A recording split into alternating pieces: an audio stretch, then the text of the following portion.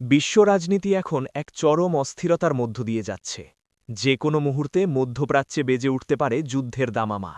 Iran এবং যুক্তরাষ্ট্র Israel সম্পর্কের টানাপোড়েন এখন আর কেবল কূটনীতিতে সীমাবদ্ধ নেই, তা সরাসরি সংঘাতের দিকে মোড় নিয়েছে।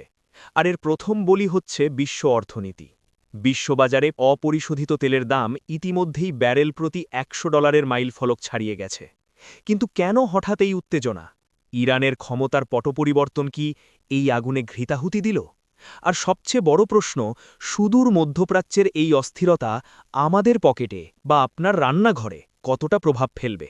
আজকের বিশেষ প্রতিবেদনে আমরা এই পুরো বিষয়টি ব্যবচ্ছেদ করব। এই উত্তেজনার কেন্দ্রে রয়েছে ইরানের অভ্যন্তরীণ রাজনীতি। সম্প্রতি মোজতবা খামেনিকে ইরানের পরবর্তী সুপ্রিম লিডার হিসেবে ঘোষণা করা হয়েছে। এই ঘোষণা আসমার পর থেকেই ইরান জুড়ে শুরু হয়েছে তীব্র বিক্ষোভ। মোজতবা খামেনিকে পশ্চিমা বিশ্ব একজন কট্টরপন্থী নেতা হিসেবে চেনে। তার ক্ষমতারোহণের অর্থ হল ইসরায়েল এবং যুক্তরাষ্ট্রের সাথে ইরানের সম্পর্ক আরও তিক্ত হওয়া। বিক্ষোভকারীরা মনে করছেন এই ক্ষমতার বদল জনগণের চাওয়ার প্রতিফলন নয়।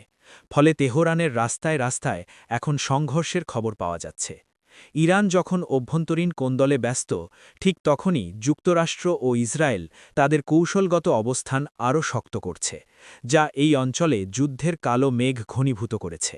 বিশ্বের মোট খনিজ তেলের একটি বিশাল অংশ আসে পারস্য উপসাগরীয় অঞ্চল থেকে।